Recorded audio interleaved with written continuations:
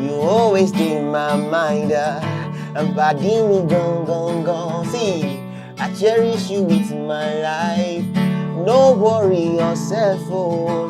Everything will be alright. And if anybody try you, no's gonna be on side. See my shoulder, make you rest upon me. You know I got you. Now me be your friend indeed. Money don't show now. I don't keep some for you. You know go suffer, cause everything I get now for me and you, yeah. How are you, my friend? How do you do, my friend? Say, I know sometimes it be like, say, nobody send you, but that's when I lie. I did for you, my friend. And I know sometimes it be like, say, nobody send you. That's when I lie. I did for you, my friend, my friend. Ah, woo! That is amazing. You are my friend, and we did for you our friend. That's why we are here every Saturday and Sunday, and so in the power of gratitude. Now, just imagine with me. Imagine waking up daily, and then you're thankful, feeling grateful for the things you have, instead of worrying about the things you do not have. Now, that is the power of abundance. Indeed, and the abundance mindset is what we're striving to promote.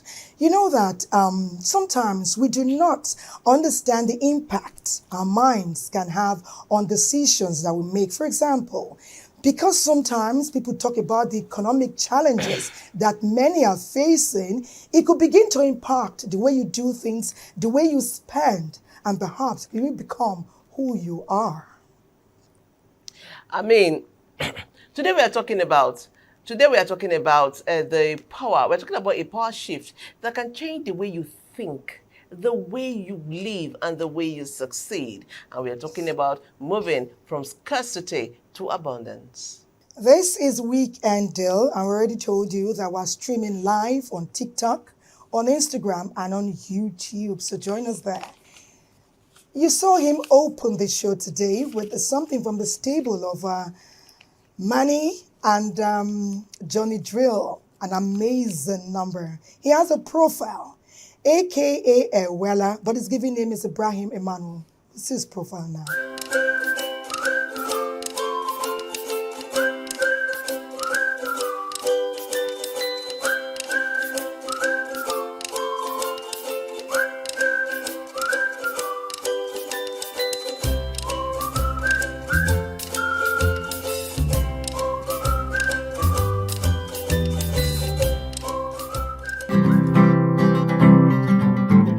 I was finding my way through the dark.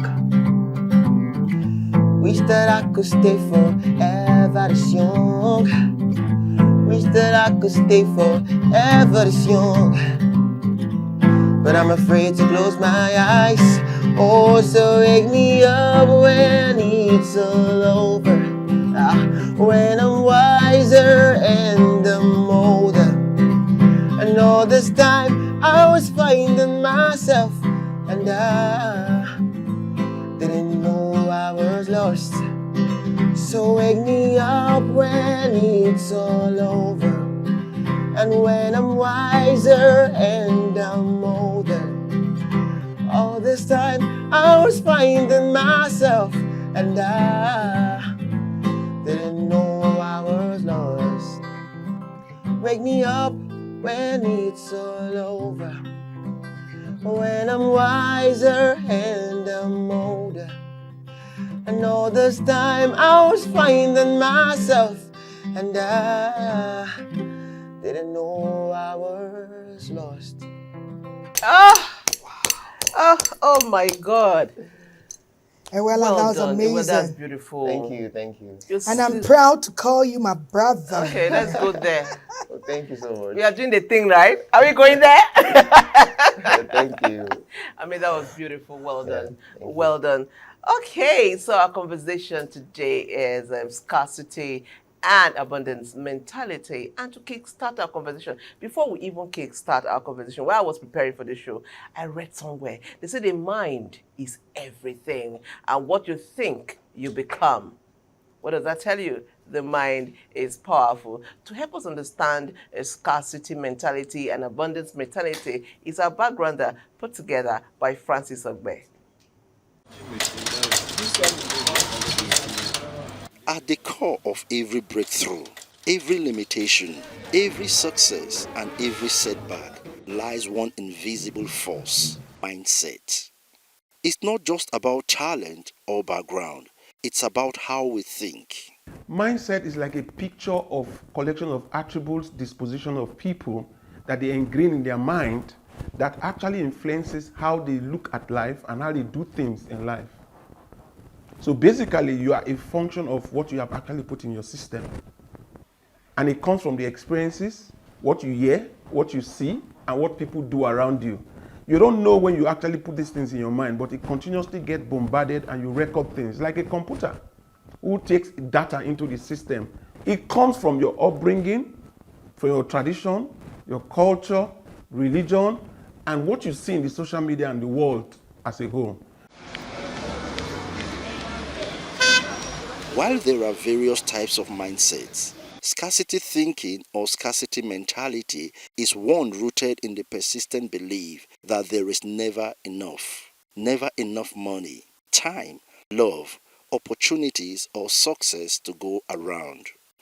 It is a perception that resources are limited and must therefore be competed for, hoarded, or fiercely protected. A function of poverty is what you have in your mindset and what you have put in your mindset as the limitation that actually creates your world. For instance, some people grow up with the fact that if you don't have money, you can't do business. Some people have the feeling that if I don't have enough education, I will not be successful. Some people have the limitation that makes them feel that if you don't have a super godfather and someone that can help them in life, they cannot be successful. That can actually hold you down. Some people can also say Nigeria, things are hard in Nigeria. Cost of living is high, and that perception actually holds them down. The difference between a rich man and a poor man is the way you think. If you look at a rich man, he has been exposed to a lot of things. He has seen a lot of attributes, and is actually a function of what he's expressing from what he has actually taken in. Scarcity thinking often operates subtly, influencing how we make decisions, relate to others, and view ourselves. While it may not always be obvious, its symptoms are deeply embedded in thought patterns and daily behavior. Education has influenced us, our upbringing has influenced us, religion is holding a lot of people down. They are not looking at how they can work to make money, but the perception and the indoctrination that they've got in and they put in their mindset is that if you go to church, you can get miracle and start making money from nothing. So there are a lot of roadblocks for the mindset of people that are lacking today. Whatever you think about is what you talk about. Whatever you talk about is what you act on. What you act on is what creates the wealth and disposition that you have from life. So the beginning of where anybody can start is what is in your mindset. What have you put in your mindset? What controls what you say? What controls what you do? What controls how you achieve things in life? It's a combination of all the things that you have seen, you have heard, and you have actually experienced. Understanding the roots of scarcity thinking is the first step towards healing and transformation. It's not about blaming evolution, childhood, culture, or poverty, but about recognizing their influence. So what I recommend for a lot of people who want to leave the poverty mentality to getting the mindset that they need to actually start seeing abundance in their life is for them to change the way they think, the way they see life, and the way they do things. Your parents must have taught you certain things that you are used to, and you don't want to learn something new. Your religion can actually confine you to a particular way of doing things. Your teachers in school, which is education, can also expose you to a way of looking at life.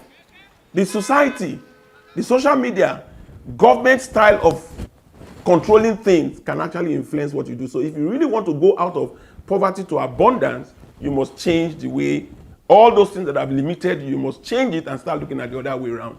And the way to look at the other way around is to look at a role model, a mentor that you can follow to start changing the way you do things. Scarcity thinking is deeply ingrained in our evolutionary past, shaped by psychological wounds and reinforced by socio-economic realities. But it doesn't have to define us. By understanding its roots and confronting its lies, individuals and societies can choose a different path, one marked not by fear, but by freedom, generosity, and the quiet confidence that there is indeed enough. Mr. Francis Ogbe, the producer, had a talk with Mr. Francis Okumagba. Perhaps that influenced the impact. But Francis is a wealth coach, and we learned a little from that opening feature, and that will help us to interpret further our conversation today on the show. We're going to Lagos, and we're going to learn from Lagos Network Center how living in a scarcity mindset can impact the type and the quality of life that you live. Lagos, please share. In a country overflowing with resources, why do so many still live in lack? Lack of food, lack of opportunity, lack of love, and lack of peace. This is not just about poverty. It's about a mindset, a silent struggle rooted deep in the human psyche. Scarcity mentality. Some people actually have that mindset, and it makes them want to, all this grabbers attitude. Anything they see, they take because it's not enough. They can never have it, no matter how much they have. This mentality infects families, corporations, and governments, often without being seen. In families, scarcity doesn't always look like poverty. It shows up as an emotional absence in the midst of material wealth, as siblings compete for affection and children believe that love must be earned. Most siblings that have issues, in their relationship, is usually from parental preference, not because they want to create that kind of rivalry amongst their children, but for lack of knowing what to do. They think they are using it to pep the other one to pick up. They don't know that they are destroying the bridges that should hold them together. In the workplace, scarcity becomes a game of survival as managers don't train others for the fear of being replaced by someone better. Competition for promotion instead of collaboration. Everyone is on the edge as if success is a limited seat at the table. This in turn stifles creativity, kills morale, and breeds toxicity. People are selfish. They don't want others to be celebrated, promoted more than they are. And number two, it could also be out of jealousy. People just envy others. It could also be an act of hatred. Don't want others to outshine them. But we must not forget that when people are celebrated, there is this smooth workflow, productivity, creativity, and there is this bond. Power in the hands of a scarcity mindset becomes greed. Leaders hoard wealth, cling to control, and suppress new ideas, operating with a chop alone mentality. When somebody suffers so much about lack, the person tends to believe that if I don't have to keep, that will come back to meet me. I have enjoyed affluence, I have enjoyed myself, so I cannot go back there. So instead of allowing myself, this is an opportunity, let me just collect, and then they don't know when they cross the boundary. In a scarcity culture, success is hoarded. People fear lifting others. They downplay your potential, avoid recommending you, and compete when they could collaborate. People can feel wealthy or rich even in the midst of limited resources. And people can feel empty and poor in abundance. Psychologists will always tell you that it is not what you are seeing that is the issue, but the meaning you read out of what you are seeing. You can have money, yet fear giving. Be in a relationship, yet feel unloved. Have a job, yet feel insecure. Look confident, yet battle self worth. Always believing you are not enough. There's enough room, enough light, enough success, and enough love. Let's break free from the lie of lack. Let's trade fear for faith, scarcity for generosity, and competition for collaboration. Because true wealth is not in what you keep, but in what you give. Welcome back. Thank you so much, NTA Network Center. Okay, it's time for us to start our conversation here in the studio, and it's my honor to welcome to the weekend in studio. He's wearing so many caps. But let me just say, Polycarp Baja, an architect, a leadership coach, a consultant, a creative consultant, and a convener of so many initiatives. Among them, the one I like most, Abuja Debate. Let's see his profile.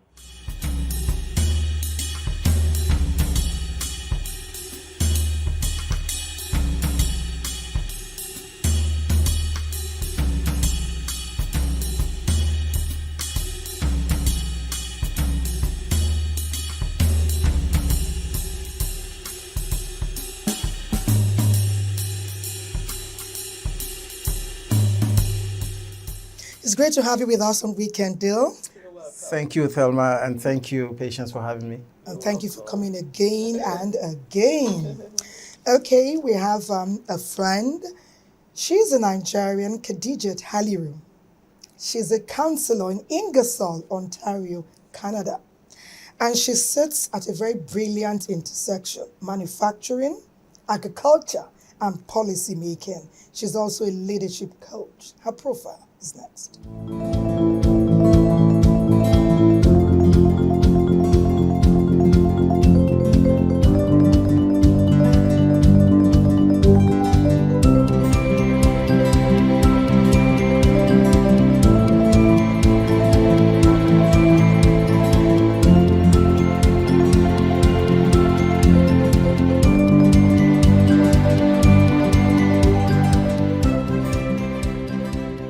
And you look amazing. Thank you. Thank you, Patience. So good to have you here.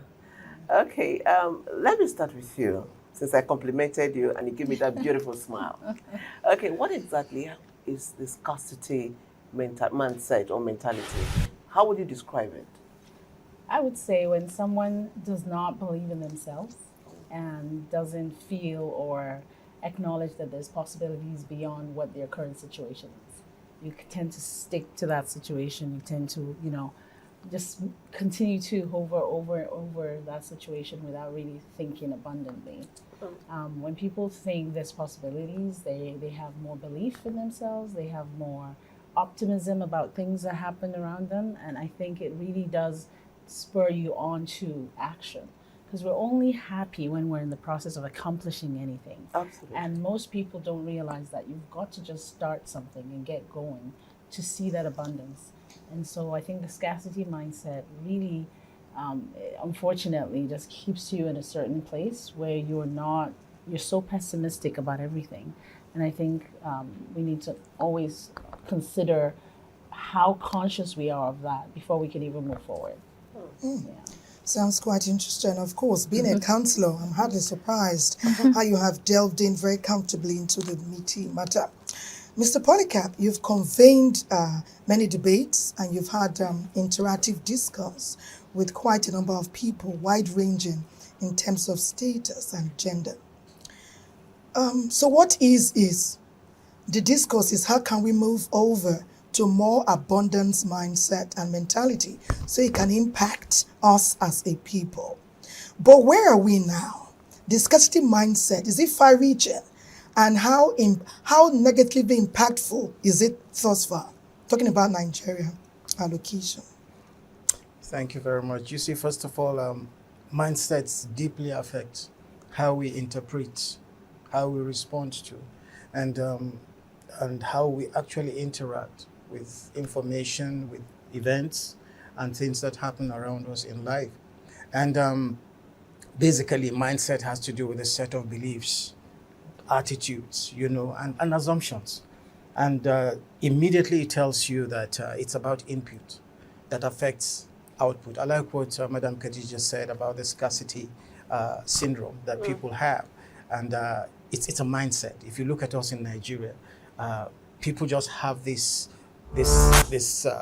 long suffering about this is how life is going to be.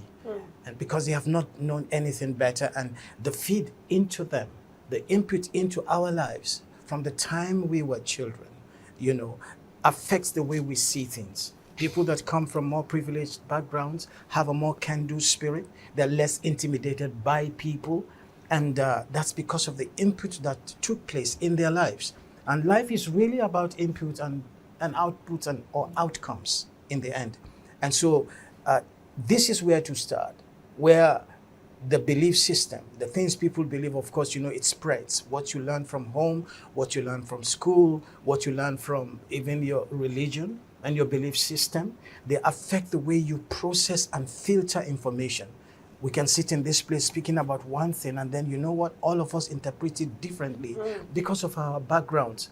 And a lot of times, the situations and challenges we have in the country are basically ones of mindset, the way we see things, the way we see what our political leaders, our spiritual leaders, our intellectual leaders, and our interface with them affects us, affects how we respond to those things. And in the end, the outputs and then the outcomes in our system. And so if you ask me, a mindset is critical to any people, any family, any person, because you are processing things not as they are, but from where you came. And this is so important that if we begin to audit these things that are put into us, we will see that many things will change.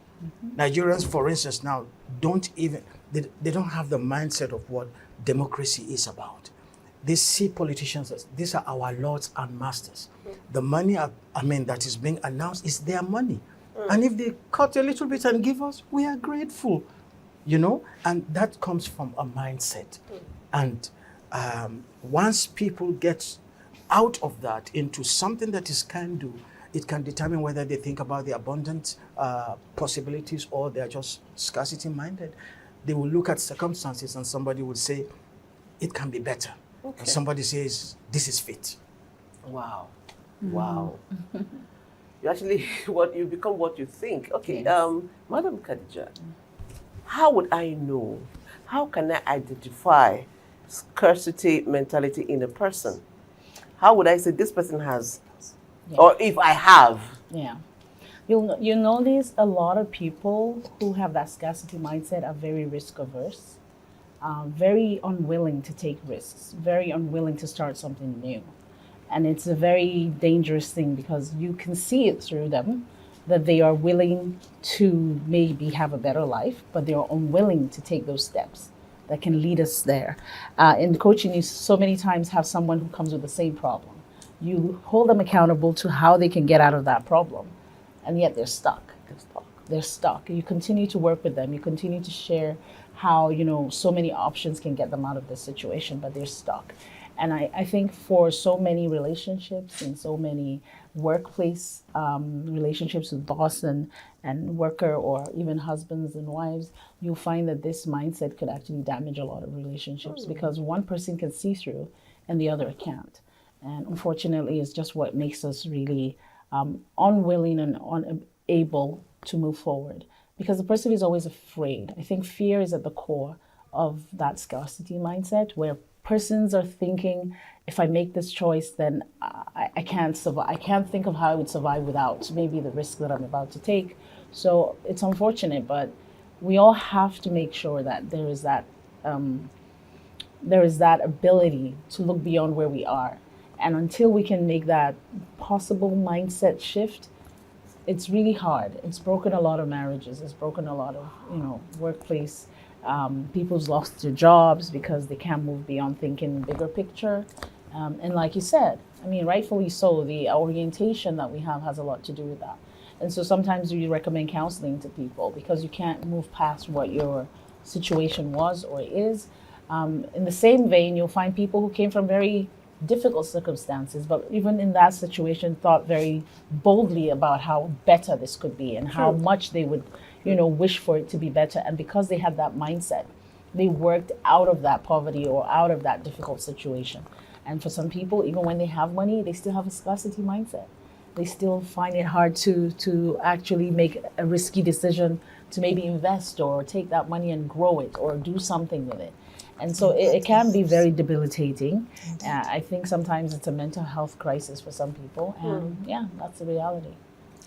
But it is possible for change. Yes. In fact, our discourse is platformed on that possibility. Yes.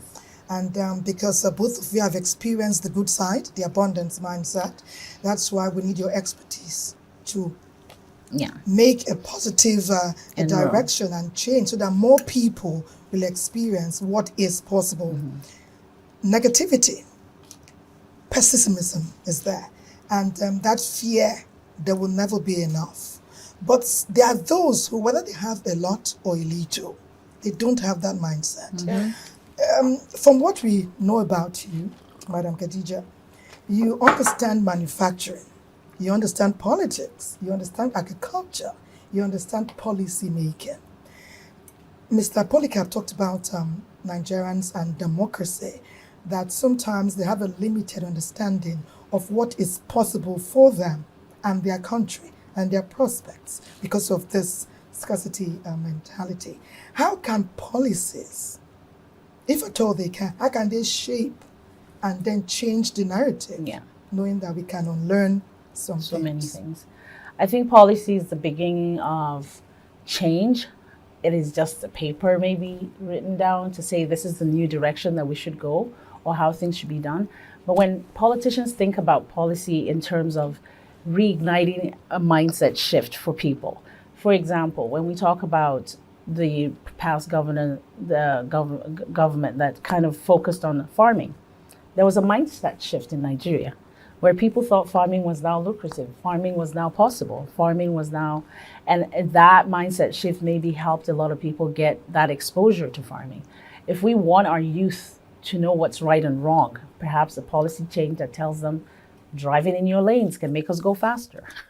Littering the streets is not acceptable. A policy shift that says we want to focus on youth or we want to focus on, the masses in a way that civic responsibility becomes possible, or another mindset shift from waiting on government work or banking work to actually starting your own business to hire people. So everything about policy is based on intention. I think for Nigerians, we're very versatile. We can always move to whatever policy. But I think in the sense that we need to have an abundance mindset, we need to start thinking about what we can do to contribute to the economy rather than waiting for what government can do for me. And that's one of the things that I've always taught, that people independently can do something for themselves that policy or governments can't do for them. And when it comes to manufacturing, we are in a crossroads where if Nigerians understand, we really do have exactly the similarities what China had 25 years ago. So we are on track with any developing country to get to where they are now. And unfortunately, we don't have a lot of public, service, announcements or orientation happening to really get people thinking that. And I think even information dissemination is a policy that could trigger our ability to see what's possible. And so I think every time I think about policy, it is a simple thing that you can do but is the most impactful thing that you can do for the people in any democracy. Policy, mindset, mind shift, paradigm shift, all in one. Okay, let's allow NTA Programme to join this conversation now. They're taking a look at the importance of abundant mentality. NTA Programme, take it away.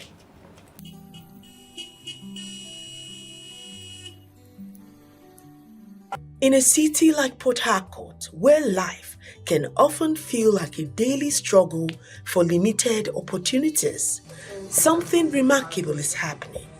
A shift is taking place.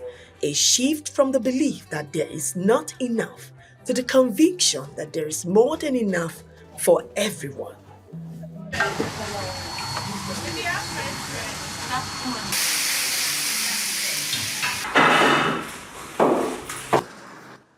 The scarcity mindset whispers, there are not enough jobs, there is not enough money, there's no room at the top. But a new generation is rising. People who see possibility where others see limitation. I remember those days I would carry akara on my head. Before going to school, I carry akara bread and akamu. And I'll go around this neighborhood and I'll be shouting, "Buy akara akamu bread." Every morning it was an alarm for my customers. And excitingly, the journey had come from selling akara on the streets to the innovative side of the business when it started in 2020. So imagine akara coming in a branded pack or a bag, a nylon bag, branded. You understand? Plus, one special thing about our akara is that akara has chicken inside. Have you tasted akara that has chicken? As you're munching very sauced and spiced chicken, well prepared and marinated. This is innovation. Now, this is the part that makes us stand out from every other akara vendor. It wasn't easy, the challenges, the low visibility, the low sales, lack of funds, whereas then I lost my mom, and as the first daughter, it was really hard on me trying to take care of my siblings while running the business. First thing I did was to go online, social media. I started posting on my WhatsApp, on my Instagram, and other of my social media platforms. So I sent out free food to my friends. They were giving me a shout out on their contact. I started gathering clients. I started getting, people started knowing me. Then I got first rider. From the first rider, I got the second rider. Then what I did again was to organize a meet and greet in Port Harcourt. That was my major breakthrough. That meet and greet brought people from different parts of the cities. They all came and I gave them free food. I gave them free chops. I gave out cocktails. That was really, really what brought me to the limelight. I was born in a house where we were 18, and my father was a gate man and a petty farmer, and my mom was a petty trader. And 18 of us, you can imagine, we're going to fight to go to school, we're going to fight to eat, we're going to fight, to find a life. But for me, there was something remarkable that happened to me. I met a gentle lady who needed just a big help, not knowing that help that I did that opened up an opportunity in their office, and eventually I got that job, and that was the first time I got $100,000. Yes, the challenges are real. Success does not happen overnight. But the abundance mindset says, start where you are, use what you have, and make space for others to grow. Today, I have over 200 workers across board and training lots of youth. Today, we have the boy child project where we're picking up school fees for most of them, medical fees and all that. Today we're visiting widows. Today we're visiting people in the hospital. I discovered I started making profit. I expanded and now got my space where I train people. I transfer my knowledge to students, and I also work with some local government to give scholarship to students. There was a time that I had no customer. But today we've sold over 10,000 packs of our chicken akara. Now this business now has employed 3 staff, including me, and it is paying. Regardless the challenges we face as a new business in the market, we plan to expand from Port Harcourt into other states in Nigeria and also go diaspora. Abundance is not just about wealth, it's about ideas, influence, impact, and the courage to believe in possibility. When we shift our minds, we shift our realities. In Port Harcourt and beyond, the abundance mindset is no longer a dream, it's now becoming a daily truth. Our second break beckons. We're not going anywhere. Stay with us. We'll be right back.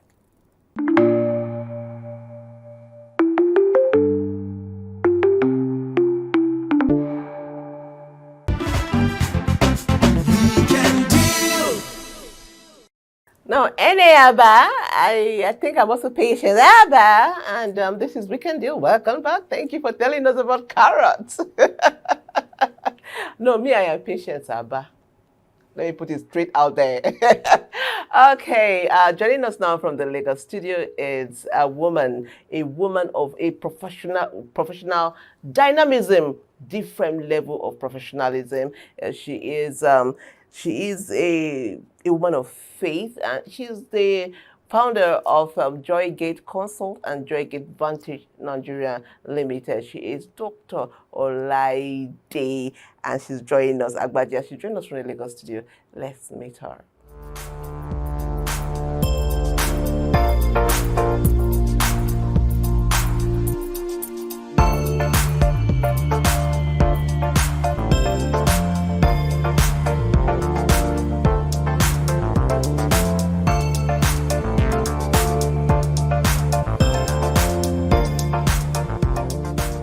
Dr. Olaide Agbaje, welcome to Weekend Deal. It's great to have you on the show today. It's a pleasure to be here. Okay, we know that most of what we're talking about today is something that you made go viral, talking about the scarcity mentality and the abundance mindset.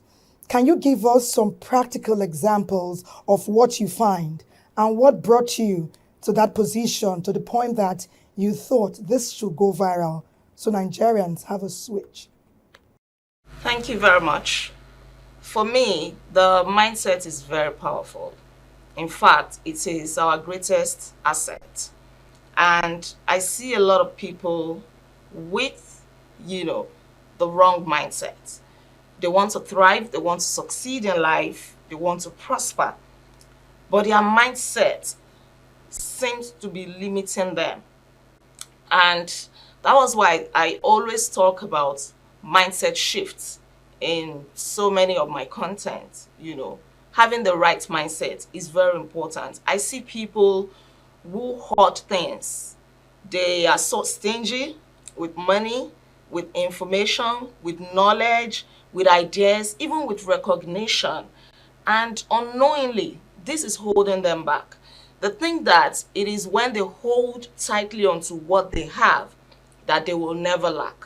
But the reverse is the case. When you give generously, when you pour out from a place of love, from a place of abundance, then more flows to you. Everybody can win. I see people who find it so hard in the workplace to give credit and recognition to their team members, to their colleagues. They think that if they do so, then that person is going to take their own shine away. The spotlight will be on that person, and it is going to magnify their own inadequacies. So they'll rather not give credit, they'll rather not share opportunities, they will not share ideas.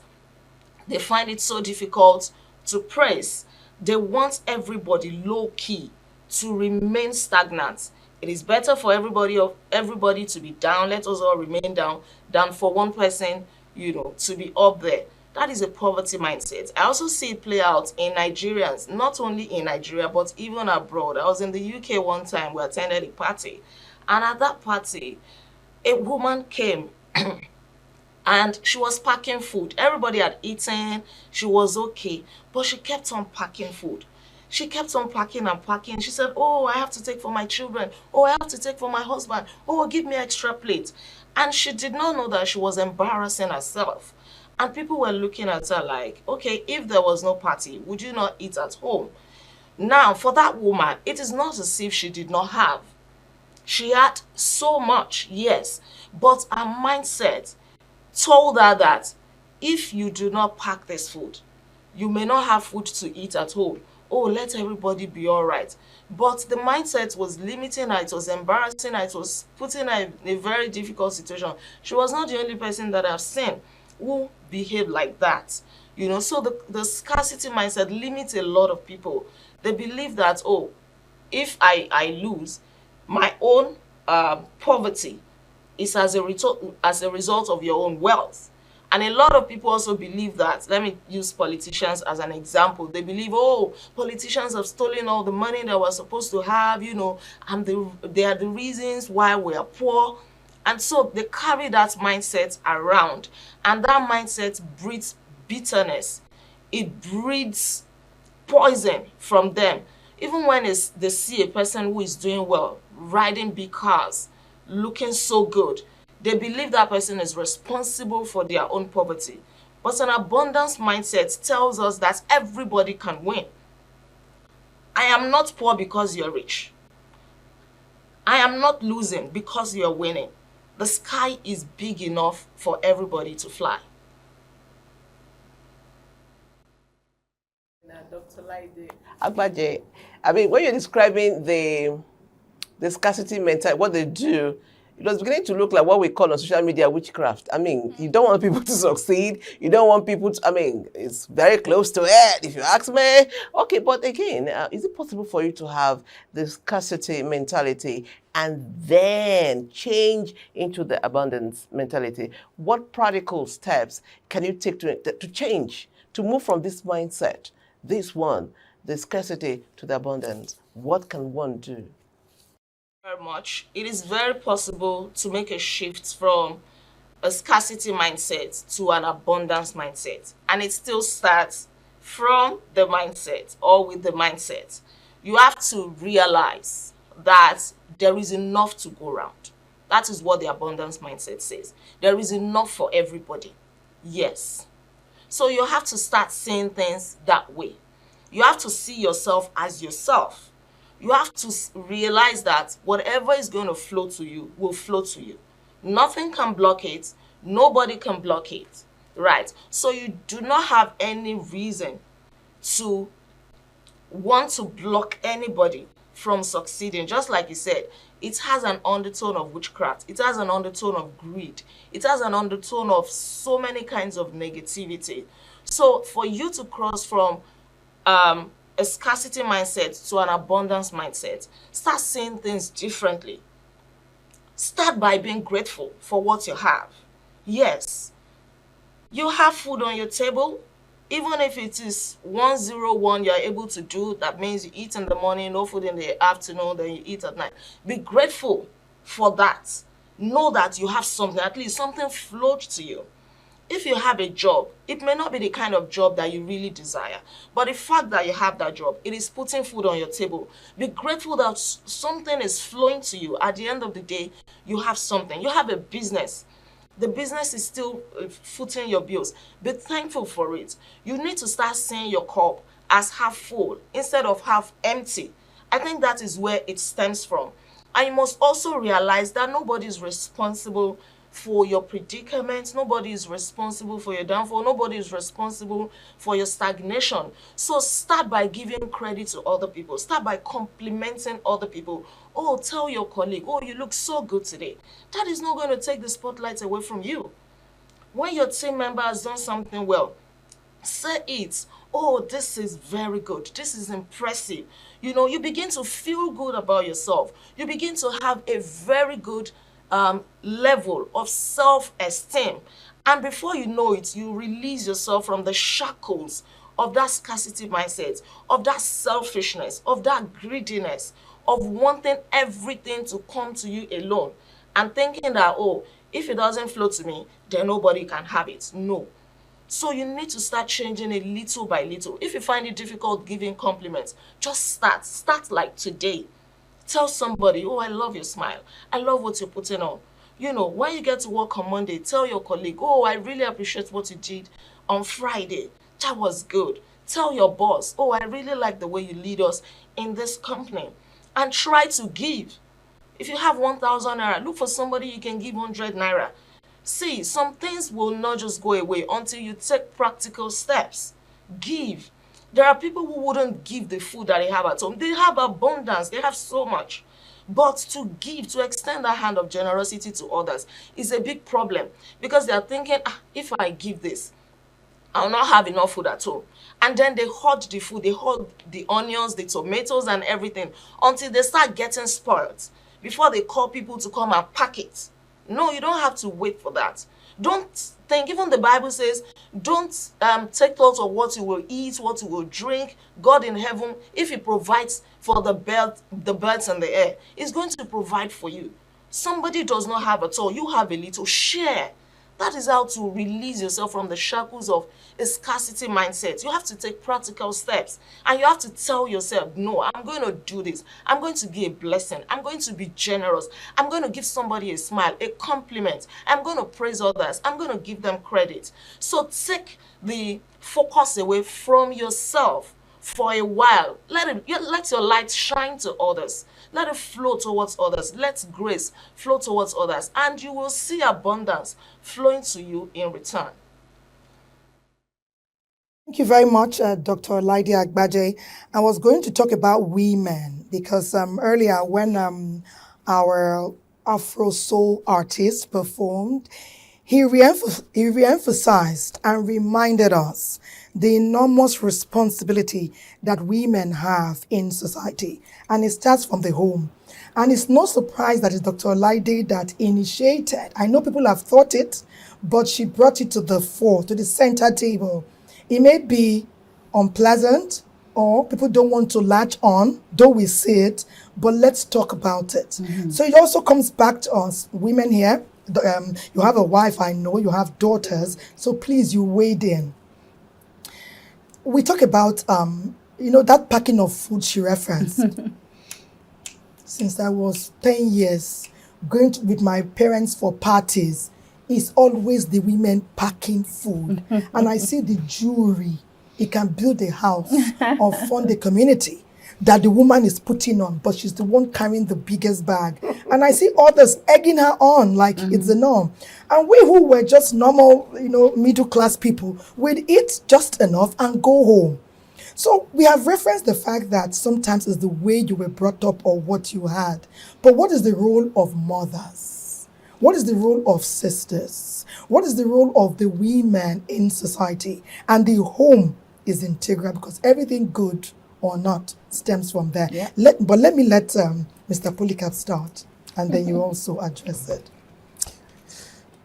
Talking about values, sometimes I don't like it when we say women are this, women are that, because it's like we're trying to give them a little bit of credit. No, you can't compare them with anyone. Oh, yeah. They stand by themselves in the things that they do. I watched my mom kill a snake. Mm. It used to frighten me. And the thing was slithering just by the wall of the house. And I screamed and I moved out. This woman, Mama Lady of blessed memory, she used to do that. Mm. And she went after the snake with a stick and killed it. Mm.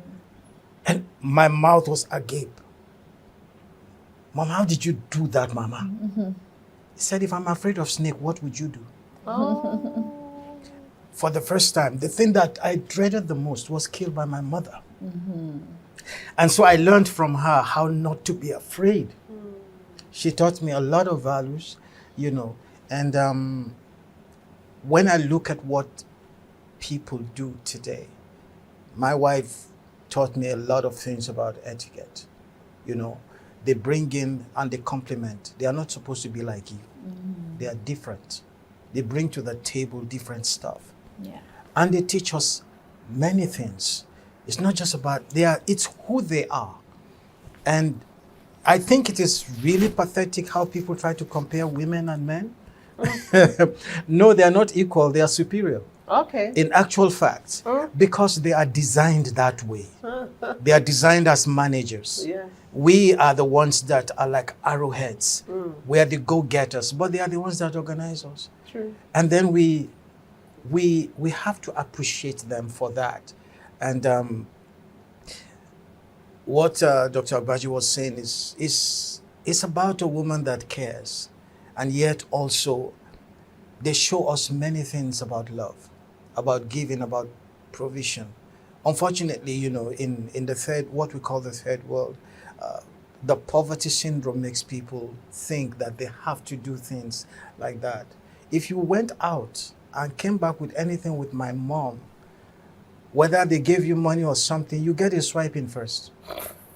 What were you presenting before they gave you these things? That she taught us self-respect and dignity. It's a mindset.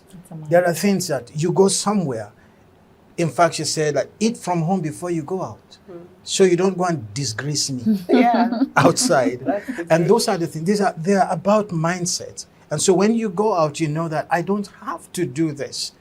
But we learn them. We learn fear. We learn greed. We learn stealing. We learn unfairness and disrespect from home. Yeah. What we see in our leadership came from home. Yes. Okay. I mean, that's just it. But let me just to continue in that line of thought. I'm just wondering why you were speaking, because you hear of a public officer who steals as much as 100 billion, for example, and I'm thinking, is that scarcity mentality? Because at what point will you say, I am okay? Okay, somebody was analyzing and said, if you have 1 billion, you can't spend it in a lifetime.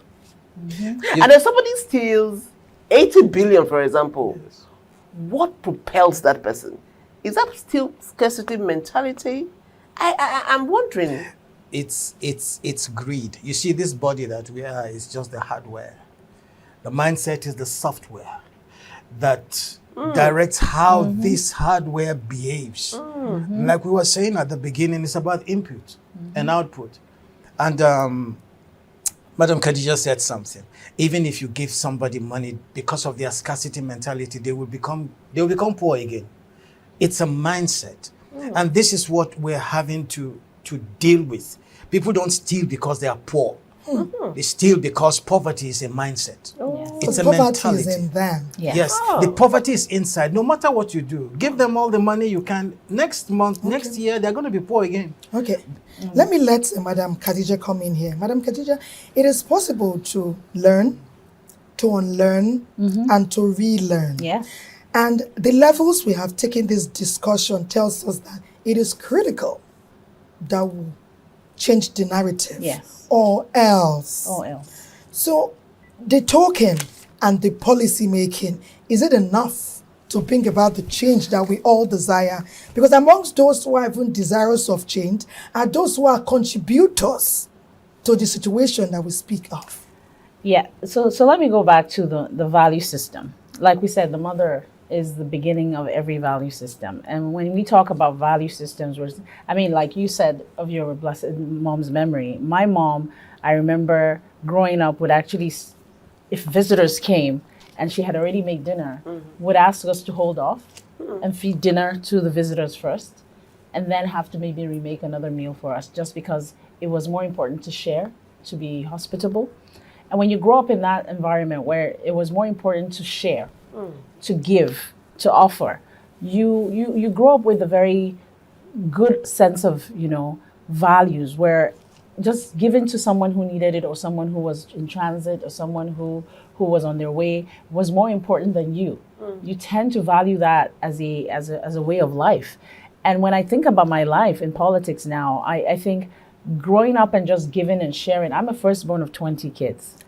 20 children. And it was a given mindset of coming back and always sharing and babysitting and organizing and helping with homework and serving food and washing plates and all of that. And you give to the point where you're in a workplace and you're complimenting people, or you okay?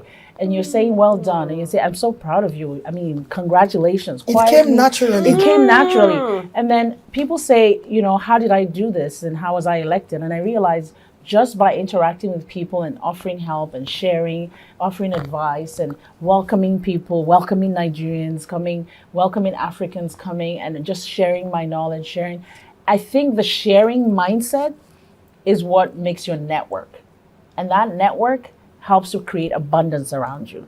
And so when you talk about our country and how people tend to see change, they think it's going to happen overnight. I think it will happen based on the kind of people we elect. If you elect people who are all about themselves, you elect people who only think about them and want all the attention, then you're never going to get someone who, when they get the attention, will think about you. You want to think about people who are already doing things in your community, people who you've seen proof.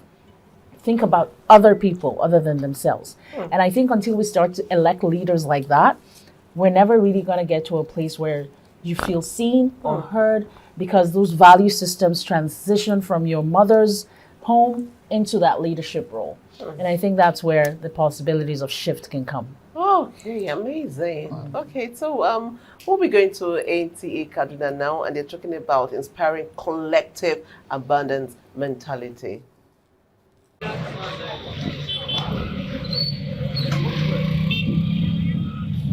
The mind, they say, is a powerful tool in human development because the human mind influences our thoughts, emotions, behaviors, and even our physical well being.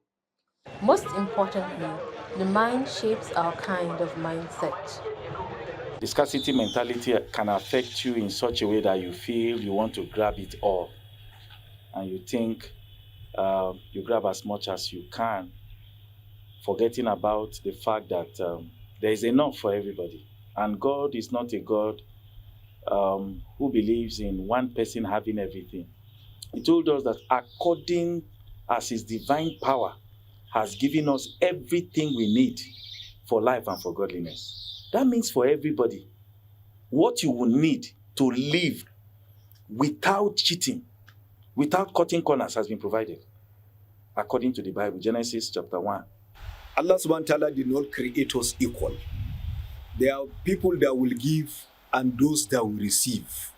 This is one of the secret of instituting the zakat and the sadaqah. There must be manual laborers, those that will work and will be paid from what they are doing. So it is not possible. It is never possible in human history that people all are made equal, that everybody must be rich. So the ideology that I want to be rich, everybody wants to be rich, it is an utopic task, something that is not even possible. So we should forgo this syndrome or this line of thought. It's not possible, but from the little Allah subhanahu wa ta'ala has given us, we must be contented and we should be ready to share with those that does not have.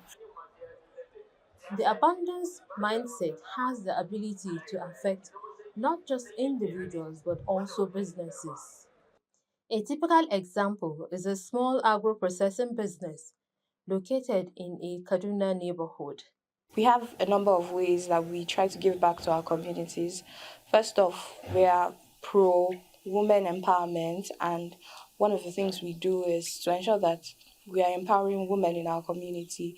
We run trainings for women, maybe 3 to 4 times a year, and essentially what we do is empower them with the skills and the tools that they will need to start businesses within the agricultural space, that in turn not only help them but their families at large and build up the communities. Beyond that also, we make it a point of duty to give back. We organize outreaches where we are helping people who are not as privileged as ourselves to enjoy not only the benefits of nutritious meals, but also the impact that women empowerment in general can have on our society. Everyone is advised to cultivate an abundance mindset because it can lead to greater confidence, creativity, and opportunities. And for businesses, it encourages collaboration over competition.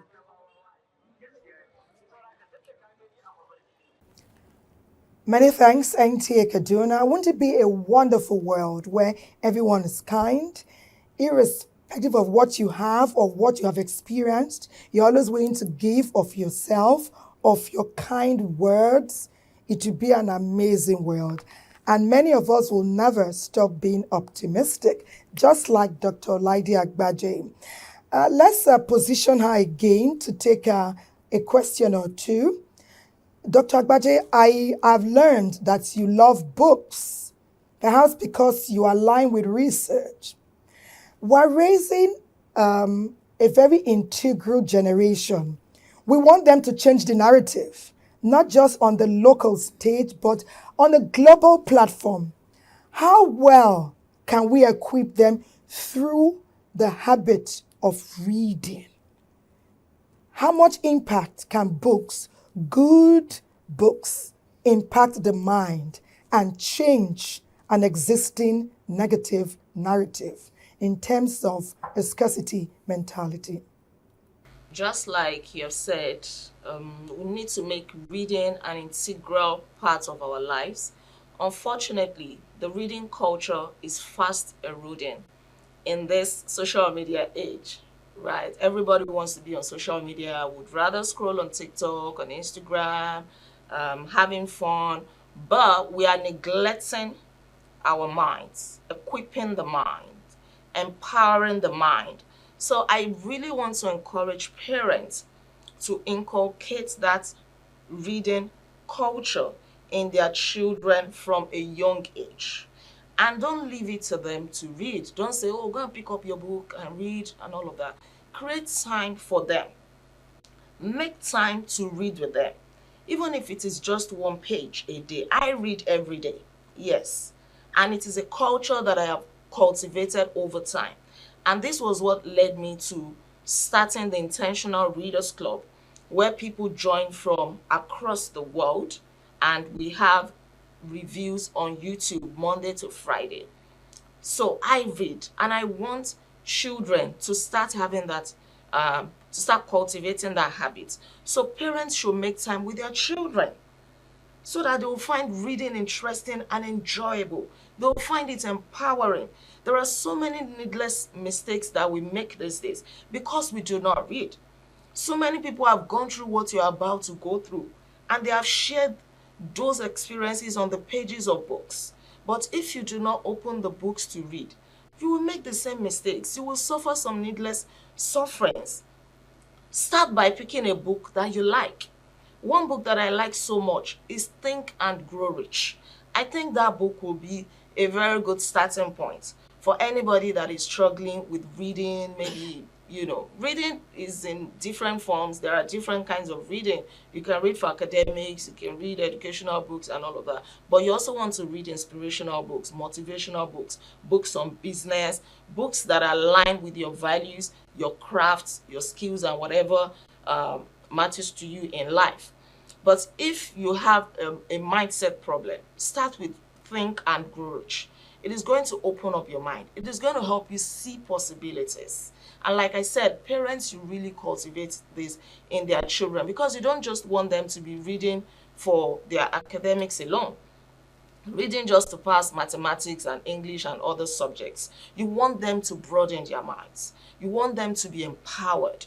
You want them to be good communicators. It can also help you, because members of my own reading club, for example, we read, we take turns to review. We also do this on TikTok. And so many of them come back with wonderful testimonies, feedback of how their mindset is being renewed. So this can help a lot. And it is one thing I want us to pay attention to. Create the time to read with your children. You can start with their storybooks, and then start introducing other kinds of books little by little.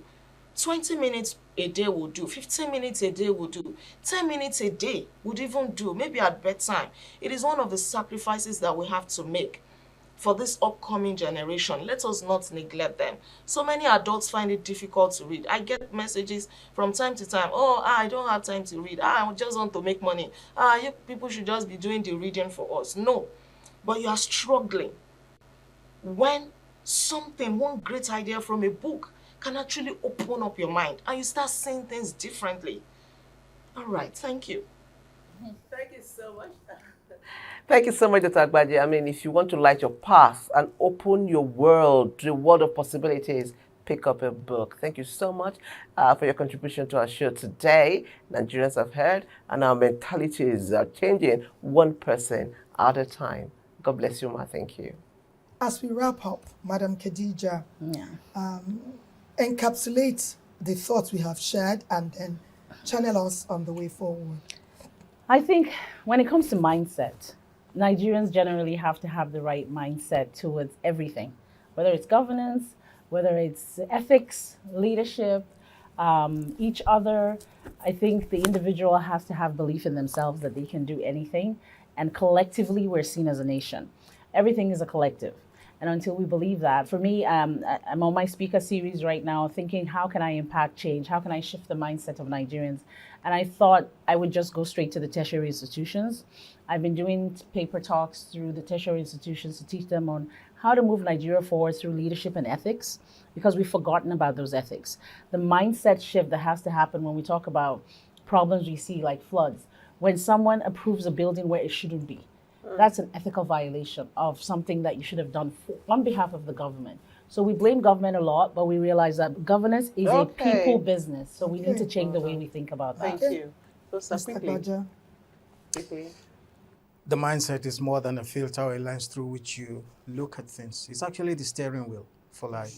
Nobody owes us anything. There will be no supply without demand. When we take responsibility, we can compel things to happen when we take responsibility. Thank you so much. Thank you so much.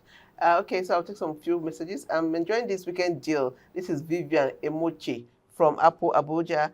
Another one says, good morning, very inspiring conversation. Hey, this one just wrote NTA for life.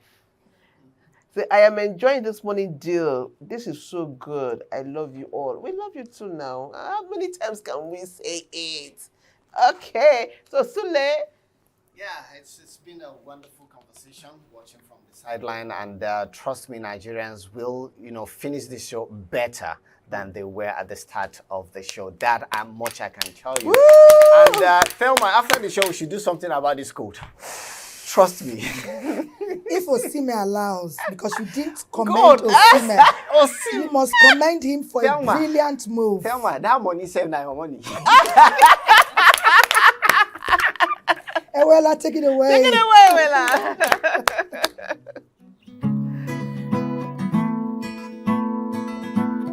All right. She wanna make love on the moon, dancing to my tunes. Is it too much? Is not too much? I wanna be in Forbes list if wishes were horses. Is it too much? Yeah, it's not too much. Shebomo bani mi, otu oda sakat sese. Shebomo bani mi. I'm all by money for you. I'm all by money for ya. I'm all by me. Say, yeah. I wanna be a billionaire. A billionaire, yeah. I wanna be a billionaire. A billionaire, yeah.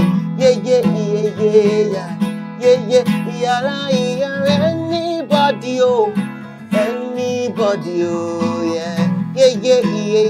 yeah. Ọ̀tẹ̀ dọ́là tó torí méjì o, torí méjì o, yeah. See.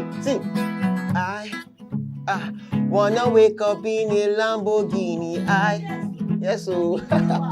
Say, I say, I wanna wake up in a Lamborghini. See, I want job life from Santorini, make money touch the ceiling. Oh, yeah. See, I say, I wanna wake up in a Rolls Royce. So I say, I want job life from Santorini, make money touch the ceiling. Oh, yeah. Say, yala, yeah, anybody, oh, anybody, oh, yeah. Yeah, yeah, yeah, yeah, yeah. Yeah, yeah, I'll tell the lie, oh, sorry, made you, Ori made you, yeah. Yeah, yeah, yeah, yeah, yeah. Yeah, yeah. Say, I wanna be a billionaire. Everybody say, billionaire, yeah, yeah. Yeah, yeah, yeah, yeah, yeah. Yeah, I wanna be a billionaire. A billionaire, yeah, yeah. Yeah, yeah, yeah, yeah, hey. Yeah, yeah, I wanna be a billionaire. Hey, a billionaire, yeah, yeah. Yeah, yeah, yeah, yeah, yeah. Hey, yeah, yeah, yeah, yeah. Everybody say, yeah, yeah, yeah, yeah. Yeah, yeah, yeah, yeah. Yeah, yeah, yeah, yeah. Yeah, yeah, yeah, yeah, yeah. Let's go, dog. Okay, dog. Yeah, yeah, yeah, yeah. Hey, hey, hey, hey. One more time. I wanna be a billionaire. I wanna be a billionaire. A billionaire. Yeah, yeah. Yeah, yeah, yeah, yeah. Wanna be a billionaire.